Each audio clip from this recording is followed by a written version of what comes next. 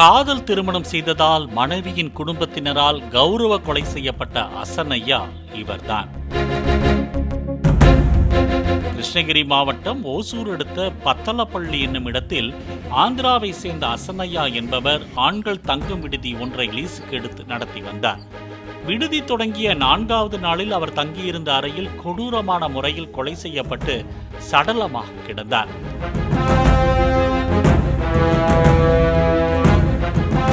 Police விசாரணையில் மகளின் காதல் திருமணத்துக்கு எதிர்ப்பு தெரிவித்து மருமகனை மாமனாரை கூலிப்படை ஏவி கொலை செய்த பகீர் சம்பவம் வெளிச்சத்திற்கு வந்தது.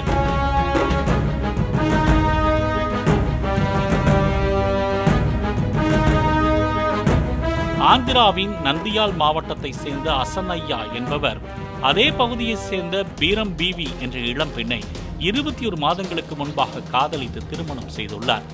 இருவரும் ஒரே மதத்தை சேர்ந்தவர்கள் என்றாலும் பெண்ணின் வீட்டில் வசதி அதிகம் என்பதால் இந்த காதலுக்கு கடும் எதிர்ப்பு தெரிவித்துள்ளனர்.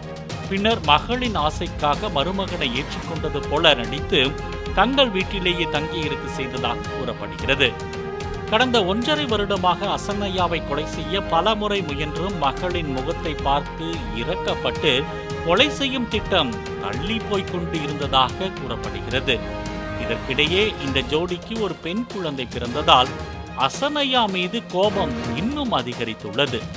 அசனையாவை கொலை செய்துவிட்டு தனது மகளுக்கு தங்கள் தகுதிக்கு நிகரான செல்வ செழிப்புள்ள பையனை பார்த்து 2வது திருமணம் செய்து வைக்க குடும்பத்தினர் முடிவு செய்துள்ளனர்.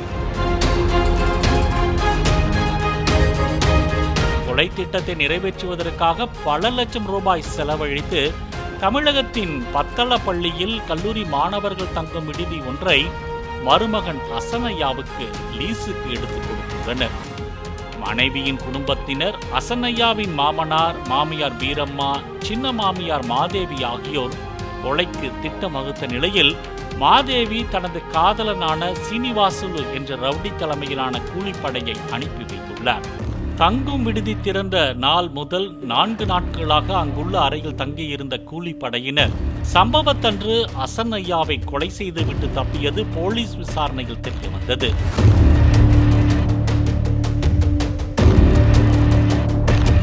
இதையடுத்து இந்த கௌரவ கொலை விவகாரத்தில் அசனையாவின் மாமனார் காதர்வள்ளி, மாமியார் பீரம்மா, சித்தி மாதேவி, கூலிப்படை தலைவர் சீனிவாசலு உள்ளிட்ட 8 பேரை போலீசார் ஆந்திராவில் கைது செய்து ஓசூர் அழைத்து வந்தனர்.